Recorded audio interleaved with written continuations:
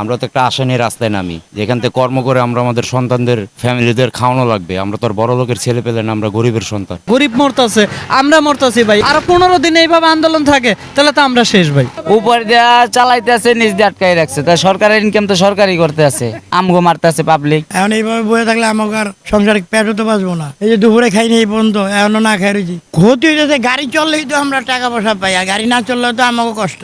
এখন বাবা কি করবো, এই যে না খায় দাঁড়ায় রয়েছি এই তো রাস্তার মধ্যে, জামু কোন সম গাড়ি বন্ধ করবো, টাকা পয়সা মালিকরে দিব, নিজেরা কিছু নেবো, নিলে তো তারপরে তো আমরা সংসার চালামো। এখন এইভাবে বয়ে থাকলে আমাকে আর সংসারে পেটও তো বাঁচবো না। এই যে দুপুরে খাইনি এই পর্যন্ত, এখনো না খাই রয়েছি। ঘেরাও করবো সংসদ ভবন, ওই সচিবালয়, এগুলো আমাকে গরিব মানুষ রাস্তাঘাট আটকায় আমরা কিভাবে চলবো কও? আমি তো ভাই প্রথম থেকে আটকা, আন্দোলনের প্রথম শুরুর থেকে সিগন্যালে মাথায় ছিলাম। এখন তো 1 মিনিটের কারণে আটকা পড়ে গেলাম। এখন তো আমার সারাদিন অবস্থা এই অবস্থায় থাকতে হবে। তীর তো আর মনে হয় দিলে মারতে পারবো না। সারাদিনের রুজি আজকেই এখানেই শেষ। সব দিক দিয়ে ব্যর্থতা, গরিব মরতাছে, আমরা মরতাছি ভাই। এইভাবে যদি আরো 15 দিন এইভাবে আন্দোলন থাকে তাহলে তো আমরা শেষ ভাই। আমাদের তো রুজি প্রতিদিনই জোগাতে হবে। হ্যাঁ, ক্ষতি তো হচ্ছে। এই যে বসে রয়েছে, গিয়ে একটা টিপ ধরতাম, আমরা পারতাম না। গিয়ে একটা নোট দিতাম, নোট নিয়ে আবার আসতাম, কিন্তু পারলাম না। আমাদের টাকাতে কিভাবে কম, ভাড়াতে কমে শুনবে, ভাড়া হচ্ছে, গাড়ি তো ভাড়া হচ্ছে, ভাড়া গাড়ি আমরা করতে আসছে সারাদিন, যাক কাজ করে যা কামামো শেষ। আজকে কামাই আর মালিক টাকা পাইবো না, আমরা টাকা পাবো না, সারাদিন বসা। কন্ট্রাক্টের টাকা দিয়ে দিতে হবে, অবশ্যই দিতে হবে, ওটা আমাদের পকেট থেকে দিতে হবে। এখন দিতে না পারলে পরবর্তীতে আবার যখন চালাবো তখন দিতে হবে। অন টিপ মারতে পারতেছি না, মহাজন তো জমা কম নিবে না, বুঝেন নাই? অন পকেটেতে দিতে হইবে, এইটাই আর কি। জি, আমি গাড়ি ভাড়া 1100 টাকা জমা প্রতিদিন।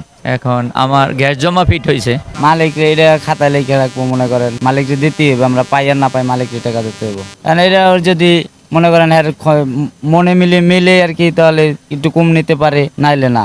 উপর দিয়া চালাইতে আছে, নিচ দিয়ে আটকাই রাখছে। তা সরকারের ইনকাম তো সরকারই করতে আছে, তাহলে আমগো মারতে আছে পাবলিক। তাহলে এই সরকার থেকে লাভ আছে কোনো?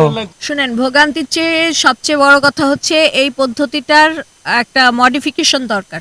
আন্দোলন যে কম করে হলেও হচ্ছে, সেটার জন্য আমি খুশি যে কেউ এটা ভয়েসটা রেজ করতে পারছে। হয়তো কোটা পদ্ধতি থাকা উচিত, কিন্তু এতটা না। শিক্ষা ব্যবস্থার যে ব্যাকলগ হয় বা তাদের জন্য স্টুডেন্টদের বয়স চলে যায়, এবং আমি অন্যান্য অনেক দেশে দেখছি যে বিশেষ করে সবাই তো বিসিএস পরীক্ষাটাকেই একটা স্ট্যান্ডার্ড ধরে। অনেক দেশে কিন্তু ওদের সরকারি পরীক্ষাটা দেওয়ার কোনো লিমিট থাকে না, এজ লিমিট থাকে না। যে কোনো বয়সে যে কেউ ওই পরীক্ষায় পাশ করে সরকারি চাকরিতে ঢুকতে পারে। কোনটা কিনে যেমন সারাদিন চালায়, তেল খরচা মরচা সব আমগো মালিককে প্রতিদিন 3000 দিতে হয়। এটা একটা ক্ষতির সমস্যা হইতেছে, আমাদের একটা সমস্যা হইতেছে। ও আমাদের সাধারণ মানুষের বহুত একটা খুব একটা সমস্যা হইতেছে, আমাদের জন্য একটু বিশেষ সমস্যা হইতেছে। কালকের থেকে অ্যাক্টিভ মারবেন, 3টার পরে গাড়ি বন্ধ করে দিবে, তা তো আমাদের জন্য একটু বিশাল সমস্যা হয়ে দাঁড়াবে।